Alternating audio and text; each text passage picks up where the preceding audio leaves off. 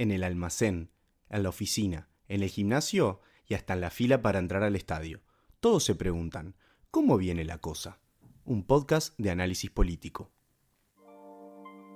A un nuevo episodio del podcast La Cosa, el video podcast La Cosa, como hemos empezado a corregir en las últimas emisiones, porque muchos de ustedes lo están viendo, además de escuchando, en nuestro canal de YouTube, en el canal de YouTube también de Caras y Caretas TV, en el de Podcast La Cosa y también en el Spotify de Podcast La Cosa y en todas las redes sociales, ya lo saben.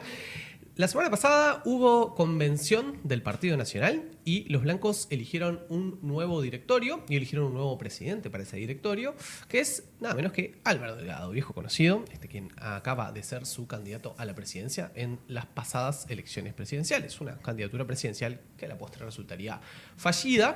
Y de ese evento, con esa elección, quizá uno de los puntos altos o de lo que más circuló, uno de los contenidos que más circuló durante toda la semana fue el discurso que dio el expresidente Lacalle Pou, ¿no? Porque tuvo algunas particularidades y en algún punto llamó bastante la atención cuando llama a poner proa hacia el 2029, de alguna manera, ¿no? Así que vamos a tratar de entender en qué andan los blancos, en qué están los blancos, qué significa esta decisión que tomaron de poner a Delgado al frente del partido, cómo queda la interna del Partido Nacional, de una votación que fue bastante álgida, bastante dividida, fueron muy pocos los votos de convencionales que separaron a Delgado de su principal competidor, que fue Javier García, y sobre todo, qué implica este llamamiento de Lacalle Pou hacia el 2029. Y para conversar de todo esto, vamos a estar charlando durante los próximos 45, 50 minutos, pongan ustedes el tiempo que él quiera disponer, con Daniel Chaschetti, con el doctor Daniel Chaschetti, que es politólogo, que es mi amigo, que lo quiero mucho y que estoy muy contento que esté acá. ¿Cómo estás, Daniel? Muy bien. Por suerte, bien, y un gusto estar acá, Mauro. La verdad que siempre es lindo conversar contigo. Bueno, muchas gracias. Lo mismo pienso. Y bueno, de todo este amplio menú, capaz que arranquemos por lo más sencillo, que es el resultado, ¿no? Hubo una elección cerrada, una elección de 500 convencionales, que eligieron a Álvaro Delgado por encima de Javier García, Luis Alberto Heber y Carlos Pájaro Enciso para ser el presidente del directorio blanco. ¿Cómo evaluás esa decisión de los blancos?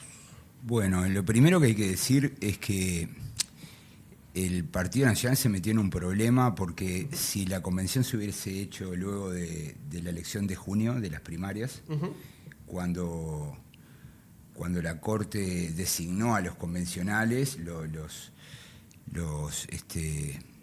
terminó colocando en sus cargos en virtud del resultado electoral de junio, la convención se reunió para proclamar la fórmula. Proclamar, ¿no? La fórmula, claro, pero si ellos hubieran resuelto el tema ahí, no hubiese habido ningún problema, porque el resultado de junio mostraba una clara mayoría en torno a Aire Fresco y sus aliados, ¿no? Pero como ellos pospusieron la elección del directorio, lo que ocurrió fue que tenemos información nueva, adicional, y un cambio de preferencias en la interna blanca.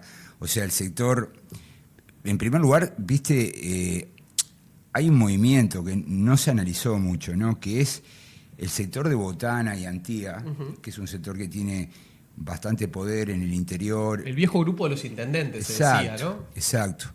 Ellos se movieron, ¿no? Ellos de apoyar la coalición Todos, que es la que llevó a Lacalle Pou en el 2019 al gobierno, se salieron de esa coalición, hicieron una alianza con la lista 40 de Javier García, Sebastián da Silva y bueno. Y ocurrió algo parecido con Alianza Nacional, que Alianza Nacional, después que murió Larrañaga, se dividió, pero lo que quedó, el grupo de dirigentes que quedó con la etiqueta Alianza Nacional, habían hecho un acuerdo con el herrerismo para octubre, pero luego de octubre, y en virtud de que, no estaban satisfechos se movieron también, se salieron. Entonces, digamos que la lista 40 fue capaz de atraer algunos socios. Y la lista 40 esa coalición votó muy bien en octubre. y fue el sector más votado, el sublema más votado en el Partido Nacional. Entonces, ahí se generó un ruido, ¿no? Porque claro, dejó la hegemonía que tenía la calle Pou, pasó a ser desafiada. Entonces, digamos que esta convención es extraña precisamente por eso, porque la sucesión de elecciones y los realineamientos adentro del Partido Nacional fueron generando un mapa distinto al que ofrecía Junio. Al mismo tiempo, luego de perder en noviembre, el Partido Nacional, que es el partido más grande de la coalición republicana, naturalmente tiene que hacer 2 o 3 cosas. Lo primero es hacer una autocrítica para tratar de entender por qué perdió. Lo segundo es definir qué clase de oposición va a ser, y lo tercero es tener una estrategia para recuperar el gobierno en el 2029. Y todo eso yo creo que lo están haciendo. Y además está el siguiente tema, que la calle Pou es el favorito. Yo no digo que no pueda surgir algún desafiante, pero... ¿El favorito para ganar la elección? Exacto. Y la calle Pou quiere mantener el control, claro, ¿no? Es decir, él quiere tener todo bajo control, no quiere sorpresas. Y me parece que, bueno, la insistencia con Delgado tiene que ver con eso, ¿no? Porque es claro que Delgado, luego de perder, salió malherido, ¿no? Cuando un candidato no es líder de un sector político, la derrota lo afecta mucho, ¿no? Porque no tiene esa cosa de una estructura que lo respalde. Por ejemplo, Larrañaga perdió, ¿cuántas veces perdió con el Frente Amplio? Claro, pero tenía la calle Herrera perdió con el propio la calle Pou, claro, pero eran líderes de fracción, entonces el debilitamiento. Pero si vos mirás a Daniel Martínez, que sí, salió todo roto, ¿no? Todo roto. Y Delgado no es un líder, ¿no? Entonces, Delgado, obviamente que hay un montón de dirigentes del Partido Nacional que lo ven como el capitán de la derrota, ¿no? Una figura perdedora. El punto es que es un alfil de la calle Pou, y la calle Pou está tranquilo teniéndolo de presidente del directorio. Claro, porque no va a haber desafío desde ahí. Claro, porque ¿qué ocurre? Pero también, ¿quién lo iba a desafiar? Javier García no lo iba a desafiar tampoco, que está muy luisista de la primera hora. Digo. Bueno, nunca sabemos, ¿viste? Porque en realidad los políticos siempre quieren ir a más. Claro. Hay una ambición natural. Y fíjate que Javier García ya hizo toda la escalera de honores, digamos, ¿no? Fue diputado, fue senador, fue ministro. ¿Qué le queda a Javier García? Sí, intentar una candidatura presidencial. Nunca lo intentó. Intentó ser intendente de Montevideo. Sí, le fue muy mal. Y le fue muy mal en el año... 2005. Sí, contra Bordaberry y Ehrlich. Y bueno, y digamos que además, mira, el periodo pasado dejó claro que la presidencia de un partido puede ser una plataforma importante. Uh-huh. Si bien Fernando Pereira no fue candidato de nada, porque en cierto modo él se lo autoimpuso, Fernando Pereira fue una figura preponderante durante los 5 años del gobierno de la calle Pou. Y en la campaña ni hablar, ¿no? Claro, y en la recolección de las firmas, en la campaña del referéndum. Entonces yo creo que todos tomaron nota que no es lo mismo ser presidente de un partido cuando estás en el gobierno que ser presidente de un partido cuando estás en la oposición. Y me parece que también ahí hay un deseo de evitar, ¿no?, que le aparezca una figura que desde la presidencia del directorio construya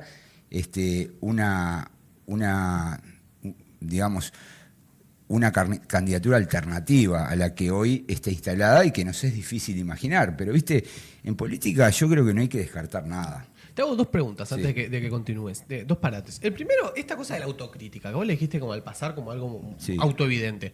Yo no tengo tanto recuerdo que en la política uruguaya los políticos hagan autocrítica. Sí, es como medio nuevo. No, lo que pasa es que siempre hicieron autocrítica. Pero esta cosa fue medio como que se lo pusieron al Frente Amplio, hagan la autocrítica. No, pero no como, digamos, no como un capítulo especial en una convención o en un congreso, pero siempre estuvo el tema de la autocrítica.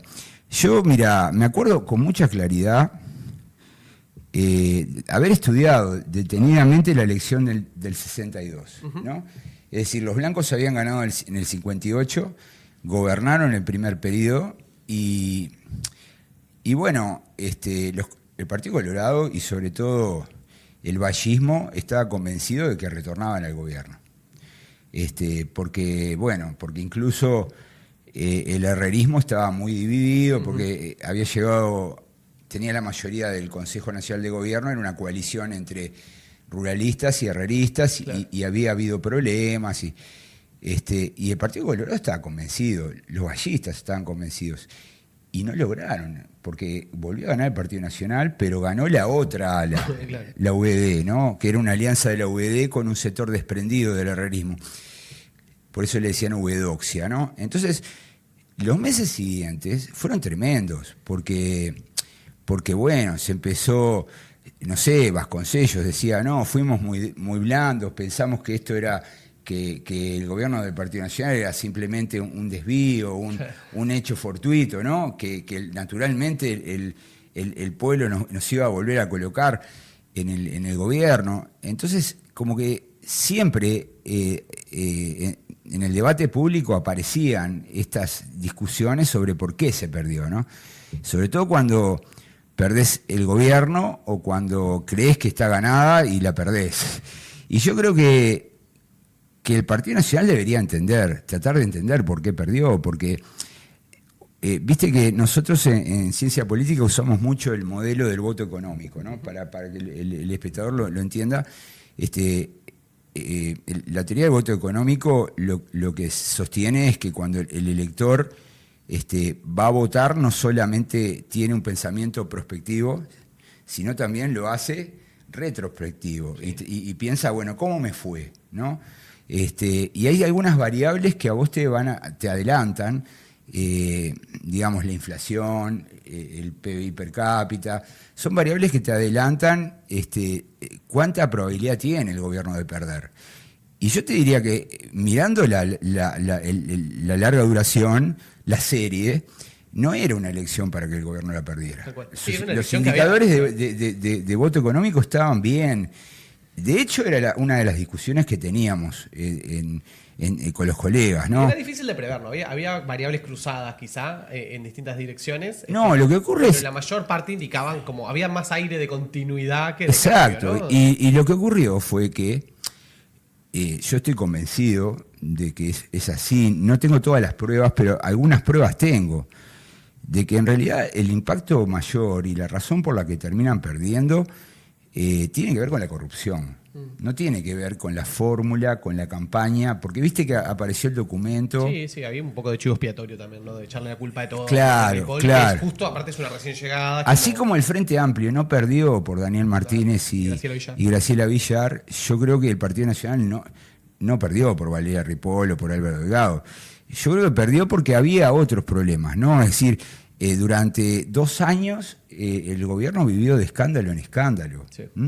Y eso lo erosionó mucho, vulneró la confianza de una parte del electorado. Y cuando miramos los números, vemos que hay un corrimiento de una proporción importante de votos, ¿no?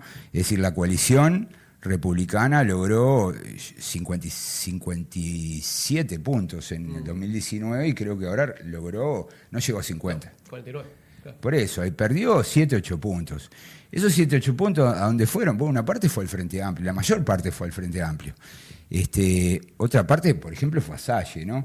Pero eso indica que en verdad había una razón sobre la que debería reflexionar el Partido Nacional, porque no está bien que te ocurra esto, ¿no? Es decir, que tengas al jefe de seguridad del presidente sea digamos, el líder de una banda, ¿no? Que prestan servicios a empresarios, sí, ¿no? Que hacen, cualquier matufia, que espían gente, claro, ¿no? Que tramitan pasaportes, que piden coimas en las licitaciones de las obras públicas de infraestructura.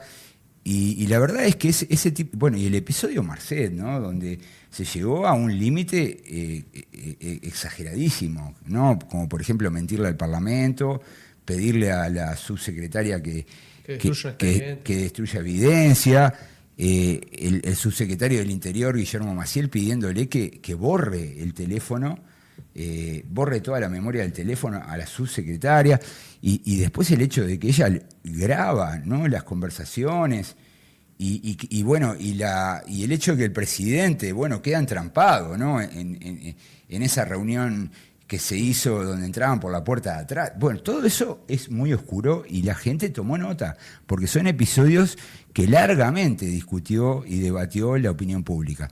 Y así como el episodio Sendik le hizo mucho daño al Frente Amplio... Fue mucho tiempo discutiendo sobre eso, fue como eterna. Estos episodios le hicieron mucho daño al Partido Nacional. Yo creo que eso deberían analizarlo, ¿no? Entonces digamos que, bueno, que en realidad... La autocrítica es necesario, tratar de entender por qué perdés. O sea,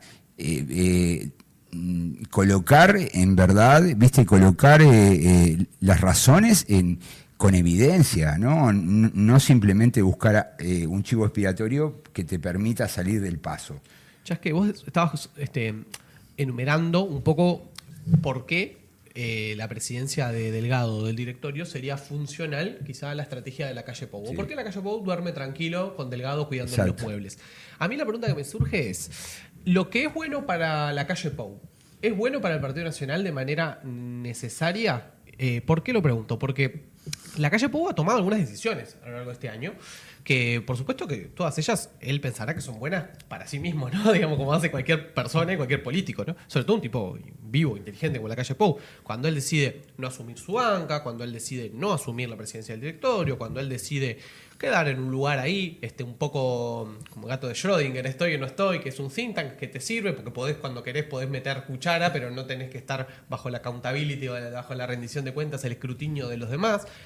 Ahora, todo eso que la calle Pou decide, de alguna manera... Es correcto, es de manual. Para él está bien, pero para el Partido Nacional lo entrevera un poco, porque si él estuviera en el Parlamento, si él asumiera el directorio, si él estuviera encabezando la coalición, pero todo no puede hacer simplifica eso. el partido, ¿no? No, eso lo tienen claro. En Uruguay se tiene muy claro. Porque te quemás. Y sos un caballo blanco en el medio de la batalla. Te ve todo el mundo. Entonces vas a ser un blanco. Tenés que hacer la de Vázquez, la de retirarte. Pero no lo inventó Vázquez. Yo te diría, cuando vas para atrás es Valle y Ordóñez. Que se fue a Francia. Se fue a Europa. Claro. La verdad es que salir del ruedo es importante. Sobre todo si hiciste un gobierno popular, llamémosle, un buen gobierno, un gobierno con buenos índices de aprobación, como que te permite dejar tu legado. Claro, porque además que te defiendan otros. Claro, porque tenés que evitar quedar envuelto en discusiones, en debates. Entonces, es raro que un presidente salga. Ojo, Mujica lo hizo, ¿no? Mujica salió de la presidencia y asumió en el Senado y estuvo un tiempito ahí, sí, ¿no? Sí, después se abrió un poco. Después se abrió. Pero en realidad, como la calle Pou es tan joven, yo no sé si en su cabeza no está el plan de ser 3 veces presidente. Que bueno, alguien no... Sí. Que lo pueda lograr, digamos. Sí. Y la edad se lo permitiría, y es algo que nadie logró, ¿no? Ya por lo pronto, ser 2 veces presidente sería el primero del Partido Nacional, ¿no? Sin duda. Entonces digo que él tiene incentivos. Y lo otro es que, bueno, es que él dio un salto como político cuando llegó a la presidencia. Todos teníamos una imagen distinta cuando él era senador, cuando él era candidato. La presidencia como que le quedó muy, muy ajustada a su forma de ser, de moverse. Y yo diría que, bueno, que en verdad está haciendo todo lo que hay que hacer. Para mí es correcto. Yo lo miro y digo... Se corre, deja un leal, deja un... Exacto, claro. Deja a alguien que le cuida el lugar, que lo tiene bajo control. Fue a la convención, pidió que no se peleen, que no se maten, y además dijo, aquí hay que mirar el 2029. Pidió defender a su gobierno, que eso es algo que a él le interesa mucho. Cada vez que hablen mal del gobierno, el Partido Nacional va a salir a discutir, y va a discutir todo, cifras, esto, lo otro. Es un poco la línea. Ahora, lo que yo creo es que no va a ser tan estridente la oposición del Partido Nacional en los próximos meses, porque estamos promediando el primer año, falta muchísimo. Igual está raro el ambiente, ¿no? Está mucho más No, calmado pero que te en otros explico. inicios. No, porque en realidad... Capaz porque tocó esto también. Exacto, porque vos viste que la convención es la convención tiene una composición de dirigentes. Sí, militantes y dirigentes. Entonces, ¿qué pasa? Cuando vos cerrás el demos de los que eligen... Se radicaliza. Claro, Sí. porque están más... si hubiese sido una elección abierta como las que hace el Frente Amplio, tal vez no hubiese habido tanto radicalismo, porque en realidad en determinado momento, cuando se estaban definiendo los votos de los convencionales, los candidatos lo que hacían era cada vez endurecer más el discurso contra el gobierno. Yo creo que ahora ya no tienen tantos incentivos para... Se van a calmar, digamos, un poco. Claro, porque ¿qué ocurre? Este es un sistema presidencialista. Entonces, la principal característica del sistema presidencialista es que tenemos mandatos fijos. Para que el público entienda. Los mandatos fijos suponen que el presidente y los legisladores asumen su cargo y duran por un periodo fijo, en este caso 5 años. No hay ninguna razón para que abandonen antes su cargo. Si tuviéramos un régimen parlamentario, podríamos especular con la posibilidad de que al gobierno le vaya mal, se presente un voto de censura, el gobierno caiga y se llame a elecciones anticipadas. Eso pasa en España, en Italia, en los sistemas parlamentarios. En los sistemas presidencialistas no. Entonces, digamos que el mandato fijo ordena las estrategias. Entonces, cada partido, cada político, cada sector de un partido, cuando traza una estrategia, está pensando en un horizonte de 5 años. Entonces, naturalmente, en el horizonte de 5 años hay tiempo para todo. Es un periodo largo. Los de 4 son más cortos y los de 4 con elecciones en el medio son todavía cortísimos. Argentina, sí. Exacto. Entonces, digamos que bueno, que en realidad la oposición, bajo este formato, siempre tiene la posibilidad de ir graduando y evolucionando. Claro. En el tipo de... que eso es lo esperable, Chasque, pero da la sensación que la oposición arrancó muy arriba, ¿no? Sí, arrancó pero yo te diría que tiene un poco que ver con esta elección del Partido Nacional. El Partido Colorado no mostró esa estridencia para nada. El sector de Bordaberry menos. No, está súper... Tal vez Ojeda, pero Ojeda, viste que él se siente cerca de la calle Pou. Sí. Y bueno, tal vez él quede un poco contaminado por la línea que impone la calle Pou, pero la verdad es que yo no creo que puedan sostener una oposición tan fuerte, porque además no le conviene. Porque, ¿qué ocurre? Mientras tanto, el presidente tiene todavía un respaldo muy grande. El otro día vi una encuesta que está... por encima del 44%. Claro, sí, no es una locura, no vuela, pero... Está bien, pero si un 44% de la población está conforme... sí, 20 o 30 neutro. Claro, quiere decir que vos estás haciendo una prédica que no genera un impacto. Entonces, a veces es mejor graduar y esperar que pase el tiempo, que el gobierno ensaye sus políticas, ver qué resultados tiene, criticar los resultados, claro. No ensayar este tipo de discurso del estilo es el peor Frente Amplio de la historia, sí, que son frases como generalistas, que son hirientes y que tienen poco fundamento, porque es difícil decir cuándo es un peor partido, ¿no? Y vos no viste igual de eso que vos estás diciendo. Yo lo que percibí fue como una disonancia entre lo que dijo la calle Pou y un poco lo que puedo pensar que está hoy en la cabeza de los uruguayos uruguayas en este momento, ¿no? Cuando la calle Pou en su discurso, está bien, es un discurso para los militantes, es un discurso para la tropa, es un discurso para entusiasmar. Para los convencionales. Cuando el tipo dice, bueno, no, ponemos rumbo al 2029, después del 28-29. Pero y si el Frente Amplio hacía lo mismo. Claro, pero la gente no está con el Frente Amplio, el propio 1 de marzo que le entregaron a la... Sí, ya cantaban, volveremos. O sea, en realidad es normal. Yo te diría, además es algo bueno que sea así.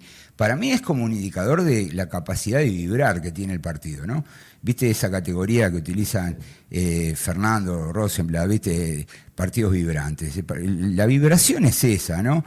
Es el hecho de que, bueno, la dirigencia la estructura de militantes tengan claro hacia dónde ir y trabajen con un rumbo. Entonces me parece que no tengo nada que criticar. Pero hay un montón de roles que cumplen, vos lo sabés más que nadie, los partidos políticos en una democracia como la nuestra, y que no tienen solo que ver con la próxima elección, sobre todo cuando la próxima elección queda dentro de 5 años, ¿no? A mí la sensación que me da es, bueno, ¿qué podemos esperar entonces del Partido Nacional en 2026, 2027, 2028, 2029? El Partido Nacional gobierna 14 intendencias, tiene 40 cargos. No, lo que tenemos que esperar es que eso va a ser un actor muy relevante, porque ¿qué ocurre? A diferencia de otros gobiernos del Frente Amplio, el actual tiene dos restricciones que son muy complicadas. Una es la restricción presupuestal. Resultó que había más deudas de las que se declaró, ¿no? Eso es un problema que tenemos en la transición. Es la segunda transición que no sale bien. La anterior tampoco salió bien, por distintas razones. La segunda restricción, y que para mí es la más importante, es que no tiene mayoría en la Cámara Baja. Entonces, la oposición se siente fuerte, sabe que lo puede trancar al gobierno. Es decir, esta oposición, digamos, tiene como una carta que no tuvieron las anteriores. Yo diría que hay que remontarse al periodo 2003, 2004, claro, cuando Jorge Valle se le rompe la coalición, donde ahí la oposición hizo cosas como votarle en contra de 2 rendiciones de cuentas seguidos, y ahí surgió la estrategia del artículo único, ¿no? Gasto cero, ¿no? Sí, claro, y se las votaban en contra. Y las estrategias del Partido Colorado en esos últimos 2 años del gobierno de Valle, de no dar quórum, algo impensado, porque cuando un gobierno tiene mayoría, el Parlamento funciona como una máquina. Sí, es una caja de resonancia. Sí, se hacen todas las reuniones, todas las sesiones, pero cuando el gobierno no tiene mayorías, la oposición empieza a jugar su juego. Yo creo que esta oposición sabe que puede trancar al gobierno. Cuando digo trancarlo, me refiero,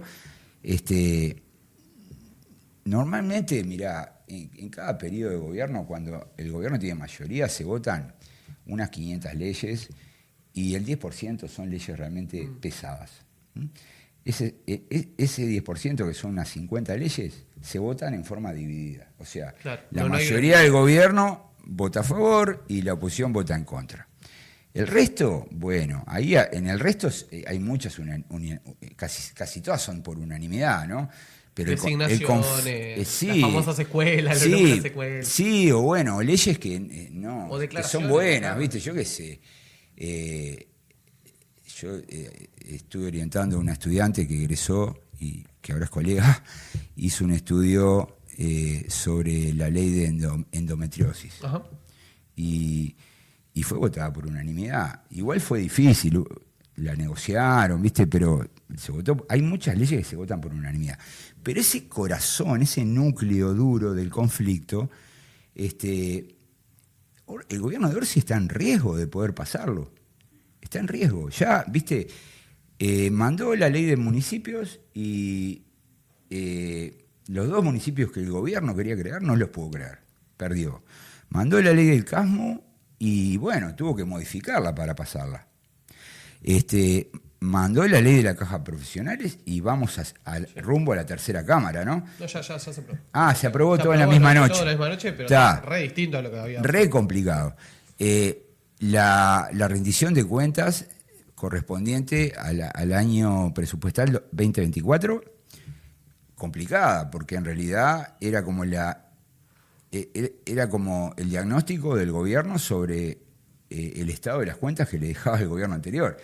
Y fue muy delicado y también hubo problemas y a último momento aparece la negociación con Cabildo Abierto y aparecen esos 2 votos que le permiten aprobarla.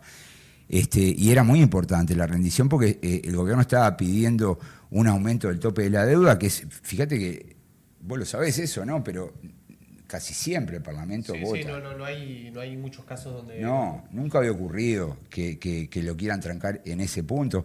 Entonces, digamos que, bueno, que esto es un juego reiterado. Te nombré 4 leyes, pero va a haber 40 y pico de leyes más. Y muchas no van a pasar. Hay algunas que parecían contar con cierta unanimidad, la idea del Ministerio de Justicia, y ya está muy cuestionada, ¿no? Los propios blancos que lo tenían en su programa, Javier García dijo que no. Entonces ahí hay que ver, porque el gobierno va a tener que escoger una estrategia que le represente el menor costo posible, ¿no? ¿Qué significa esto? Es que si yo, te lo explico con la LUC, ¿no? La LUC, 500 artículos, sí. Etiqueta de urgente consideración. La academia criticamos mucho.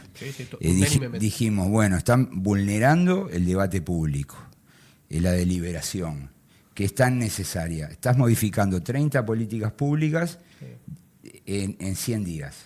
No está bueno. En todo caso armen 30 looks. Pero vos hablabas después con Delgado, con Da Silva, ellos te decían, lo que pasa es que nosotros no sabíamos cuánto iba a durar la coalición. Era nunca. Entonces, en ese momento la teníamos bien armada y mandamos la LUC, que era un paquete de leyes, ¿no? A mí, desde luego, me encantaría que la ley del Ministerio de Justicia sea un proyecto aparte, ¿no? Pero yo supongo que lo van a meter adentro del presupuesto, que el Frente Amplio va a empaquetar, va a usar la rendición de cuentas del año que viene, el presupuesto que se vota este año. Puedes poner lo que quieras. Van a meter, porque además, ¿qué ocurre? Las leyes ómnibus, hay sistemas políticos que las prohíben, ¿no? Los romanos las prohibieron 300 años antes de Cristo, ¿no? Se estableció una regla donde, bueno, cada ley que se votaba era sobre un solo tema. Mirá, no sé. Y mirá que fue una reacción a un intento de empaquetar 3 leyes, ¿no? Pero los romanos, 300 años antes de Cristo, ya entendían lo que era una ley ómnibus. En el mundo, en Estados Unidos es un problema, sobre todo cuando hay gobierno dividido, el Poder Ejecutivo suele enviar, a través de sus diputados, suele presentar proyectos ómnibus. Hay un episodio muy divertido de Los Simpsons que logran engrampar a último momento para que no le vuelen los aviones por arriba en Springfield, viste que estaban como locos. Sí. Bueno, no sabía eso. Tenían al payaso Krusty, que era el diputado de ellos, y el laburo que hace es lograr que en una ley que no tiene nada que ver mete como en una grampa. Y empaquetó. Y empaquetó. Entonces, bueno, hay muchos países del mundo que utilizan las leyes ómnibus y naturalmente siempre generan un gran revuelo. Acá en Uruguay no se usaron muchas. Le inauguró Gestido, después el salto lo dio Jorge Valle con dos. Y vos decías que eso puede ser una buena estrategia para el Frente. Bueno, lo que pasa es que el Frente, como yo te digo, tiene que pasar más de 40 decisiones similares a estas 4 que te nombré. Sí, son 40 partos. Son 40 juegos donde tenés que conseguir esos 2 votos. Entonces, ¿qué ocurre? No hay mucha oferta de votos. Cabildo sí ofrece. Para ciertos temas, Cabildo los ofrece. Pero cada ley es cerrar un trato. Nosotros hoy sabemos lo que paga, el pago que hace Cabildo, es votar lo que el gobierno quiere. Lo que no sabemos es el pago que hace el gobierno. ¿Tá? Puede ser una promesa sobre un proyecto de ley sobre un tema, puede ser aceptar modificar algún otro proyecto de ley. El proyecto de los deudores, ¿no? O pueden ser cargos en el gobierno nacional o en gobiernos departamentales, no lo sabemos, pero son transacciones. Entonces vos, una cosa es hacer unas pocas transacciones y otra cosa es hacer 46. Vos con 46 te vas quedando sin monedas. La moneda básica es cambiar el proyecto que mandás al Parlamento. Esa es la más básica y la menos costosa. Pero también cambiar el proyecto a veces te puede llevar a que tus objetivos de política pública se modifiquen. Tal cual. Eso te pasa también cuando tenés mayorías, porque por ejemplo yo me acuerdo, la reforma tributaria de Astori estuvo 1 año en la Cámara Baja y fue cambiada. La creación del Sistema Nacional Integrado de Salud fue cambiado también. ¿Y quiénes introducían los cambios? Los sectores del Frente Amplio. A la coalición le cambió cosas a la calle Pou. ¿Te acordás que es fabulosa la frase de la calle Pou? Me encanta a mí, ¿viste? Dice la reforma de la seguridad social, porque Cabildo se la cambió y luego el Partido Color también le metió cambios. Y le preguntaron a la calle Pou, dijo, y bueno, le echaron agua, pero sigue siendo leche, ¿no? Sí, mandé leche y le echaron agua. Claro, entonces, pero sigue siendo leche, ¿no? Entonces, ahí veías que, bueno, que en todo caso era consciente que se le habían cambiado, pero igual creía que era buena. Y entonces digamos que esa es la moneda básica. Después vos podés negociar, pasar leyes que capaz que no las impulsarías, pero como estás necesitado y para lograr que te apoyen las tuyas, te comprometés a proponer otras leyes que no estaban en la idea, en la cabeza de nadie. Y después están los cargos, viste que podés nombrar embajadores, directores, aquí, allá. Entonces digamos que bueno, que la oposición sabe que la oferta de esos 2 votos es reducida, solo Cabildo por ahora. Porque el Partido Independiente acá no juega, porque tiene un solo voto. Sí, no juega. Entonces, ¿quién juega? Juega Identidad Soberana de Salle, pero que está lejísimo del gobierno. Sí, yo la otra vuelta en un lugar decía algo así y me parecía como... es un partido que no tiene agenda. O sea, no tiene agenda concreta. Tiene una agenda tan estrambótica que no hay nada que negociar. Mirá, o sea, es una agenda que no es una agenda de, bueno, podemos hacer es una agenda moral, casi. Claro, es más que ideológica. Mirá, yo estudio el Parlamento, ¿no? Y el Parlamento, este Parlamento ya envió, es el que ha enviado más pedidos de informe en los primeros 3 meses, en comparación con las últimas 4. ¿Son los Salle? 400 al 30 de junio, 402 pedidos de informe. 200 Salle y su hija.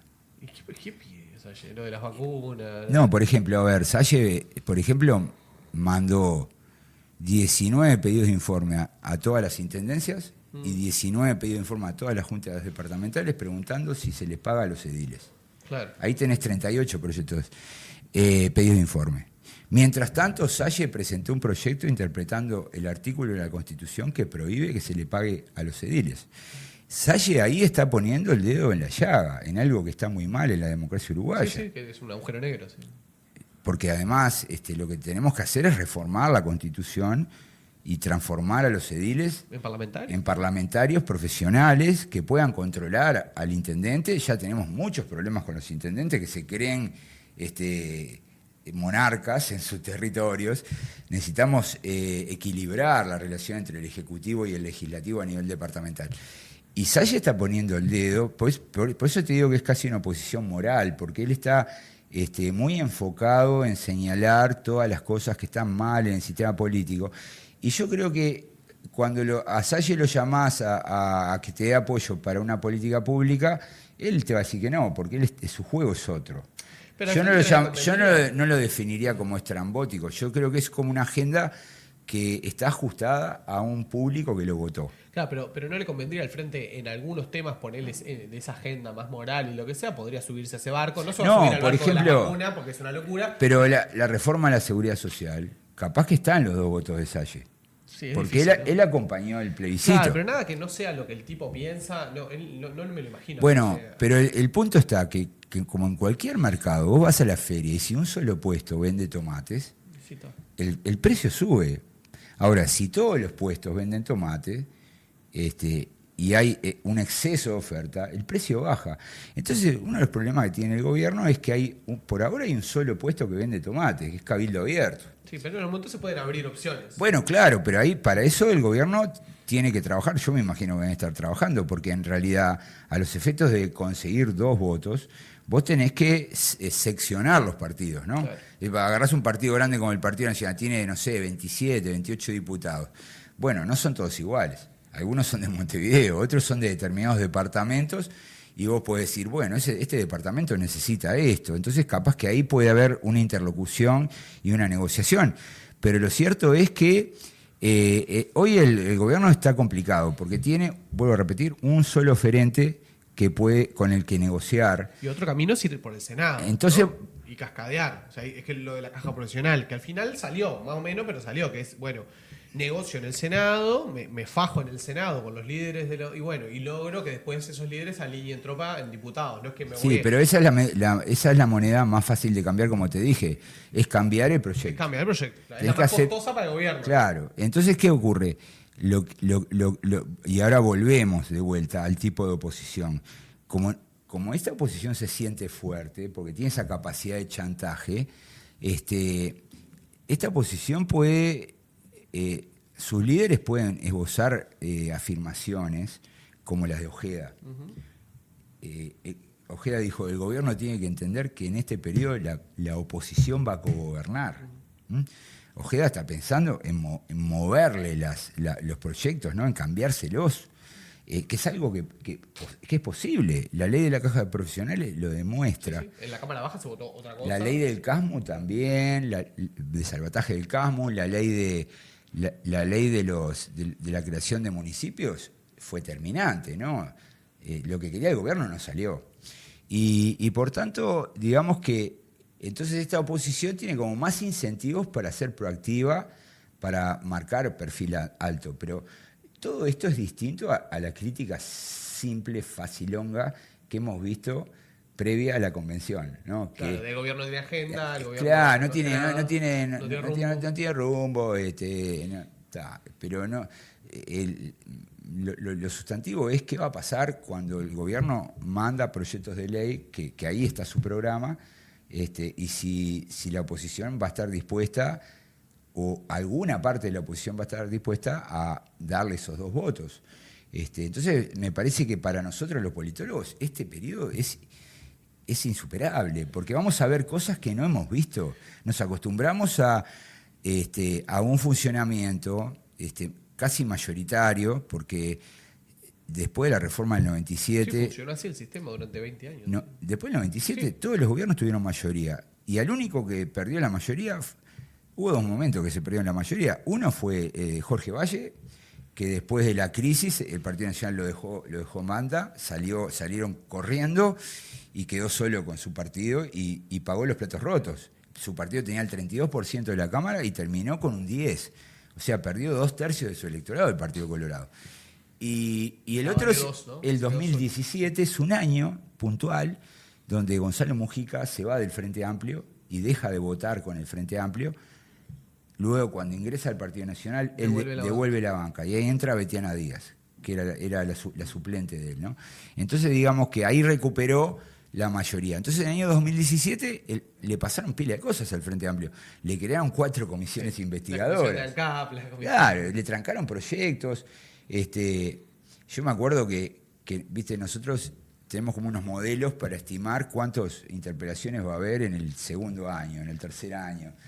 Y me acuerdo que en el 2017 era el tercer año. Es el año más álgido en materia de interpelaciones. Claro, ¿cuándo está el juego político? Mociones de censura.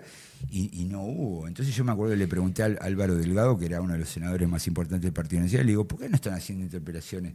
Dice, porque metimos las cuatro comisiones investigadoras y le estamos haciendo un daño increíble al gobierno, ¿no?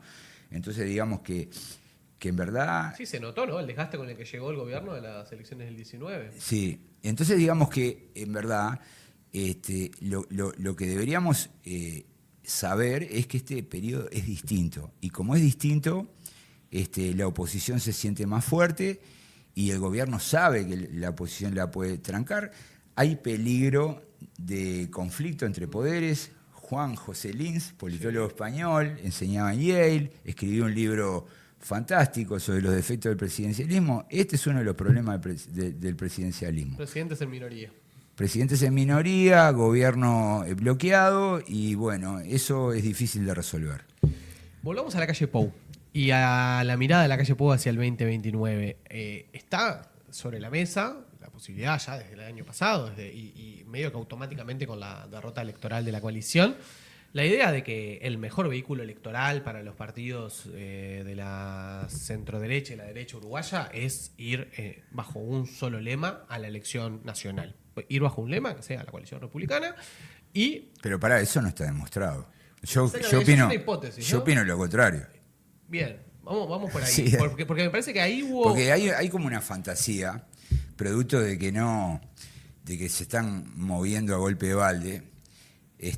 Hay una fantasía, es que en Uruguay en octubre se compite por lemas. Uh-huh. Y los lemas eran, de un lado el Frente Amplio y del otro lado había... un montón de cosas. 5 lemas, ponele. Aparte, lo más obvio es que después hubo esa elección al mes y no la pudieron ganar. Entonces por eso. Ahí tenés la evidencia. Porque pero ellos están convencidos. No, bueno, pero si ellos creen que van votando bajo un mismo lema que mejoran su performance legislativa, por lo menos, de No, la mayoría parlamentaria. es el balotaje, es adelantar el balotaje de noviembre a octubre. Entonces, en noviembre el Frente Amplio ganó por 100.000 votos. Ellos miraron octubre y dijeron, le sacamos, no sé, 3, 4 puntos de ventaja. Sí, claro, viejo, pero presentaste cuántos candidatos presidenciales. Claro. Cuando después fuiste bajo uno. Corrió Manini, corrió Mieres, corrió Ojeda. Ah, claro, pero cuando presentás uno perdés. Entonces yo creo, francamente, me cuesta creer que no se den cuenta de eso. Y yo creo que una parte ya se dieron cuenta y yo creo que... ¿No crees que sea lo más probable que suceda? No. Un lema en el cual, bueno, se mantenga una identidad No. del Partido Nacional o del Partido Colorado. Ni siquiera creo que se vuelva... Pero la calle Pou quiere eso. La calle Pou está ¿Vos lo escuchaste declarar eso en algún pero lado? él es como el padre del... Bueno, si él cree que de esa manera puede ganar, está equivocado. Puede perder. ¿Le ves más chances a la calle Pou en este sistema, yendo como Partido Nacional, ganando en junio? Pero además yo te pregunto, pero... ¿qué incentivos tiene el Partido Nacional de ponerse abajo un lema? Fíjate que creando un lema, el ganador es el Partido Colorado. En Canelones se quedaron con 2 alcaldías. Jamás podrían haber ganado una alcaldía. Claro. Y ganaron en otro lugar. El otro día me enteré. Yo no revisé bien esos números, pero no tiene incentivos el Partido Nacional. Por algo no quiere a nivel departamental, donde es mayoría en todos lados, por algo no le da a los colorados claro, el lema.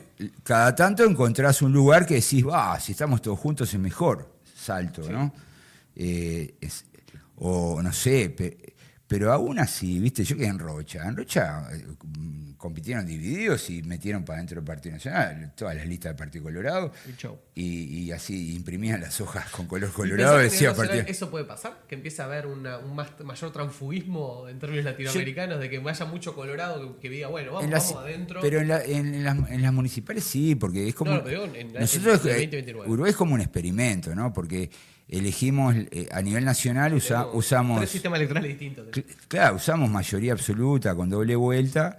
Eso le da chance a los partidos pequeños. Es un seguro de vida para los partidos pequeños porque en primera vuelta pueden decir el presidente no se resuelve. Es una elección parlamentaria. Claro. Vóteme a mí. Y luego nos vamos a una elección departamental por mayoría simple, donde con mayoría simple lo normal es que se formen 2 bloques. Entonces, lógicamente, los partidos pequeños sufren mucho. Si nosotros pusiéramos mayoría simple en los 2 niveles, iríamos a 2 lemas, ni siquiera poniendo mayoría simple. Si bajáramos simplemente de 50, lo bajamos a 45 o 40 y 10 de ventaja, como tiene Argentina, ya ahí generás un impacto fuertísimo a que se resuelva en la primera vuelta. Y ahí sí, tal vez... el reaseguro para los colorados sea ir bajo un lema. Sí, crear un lema común, porque ahí ya no hay mañana, no hay segunda... El balotaje es el mañana, no hay mañana, digo. Sí. Y bueno, ahí sí... o si pusieras 2 vueltas a nivel departamental, tal vez ahí generarías la posibilidad de que en realidad todos esos votantes que se mueven de octubre y noviembre votan distinto en mayo, porque saben bien que se resuelve en una vuelta. Si le pones 2 vueltas, que por ejemplo las prefeituras en Brasil es a 2 vueltas. Sí. Si pones 2 vueltas, probablemente el comportamiento fuera distinto y tal vez se debilitara el Partido Nacional en el interior. Pero yo no veo, ¿viste? Si mantenemos las reglas de juego y esta ambivalencia de sistemas electorales, uno a nivel nacional y otro a nivel departamental, no veo los incentivos, ¿viste?, a moverse a crear un único partido. Lo único que van a lograr es que el Frente Amplio le siga ganando. La discusión que se está dando, o que se puede empezar a dar sobre reducir el calendario electoral, la tiró arriba de la mesa Bordaberry con un proyecto de ley. Ahora hay una ronda de consultas del Partido Colorado, que encabezó Ojeda y Schipani. ¿Cómo la ves? A mí me cuesta mucho trabajo creer que esto se pueda cambiar. No porque no crea que se pueda hacer una reforma Tendría constitucional. lógica, ¿no? Ir hacia algún formato de achicar los plazos que permitan, manteniendo el sistema, bueno, reducir tiempos de alguna manera. Bueno, pero eso, correr elecciones no tenés que hacer una reforma constitucional. Fíjate que ya las corrimos sin Claro, modificar. No están grabadas en piedra. No sé cómo hicieron, porque la Constitución, la disposición transitoria W dice que son en abril las internas. Claro. Las movieron a junio. Y después, cuando el COVID, corrieron las departamentales de mayo a septiembre. Sí, también. Fue un pacto. Yo creo que en realidad... Pero no hubo que tocar la Constitución, se hizo y chau. Claro, fue así. Pero ponele, se podría, ¿viste? Mover algo, pero yo creo que el problema del diseño actual es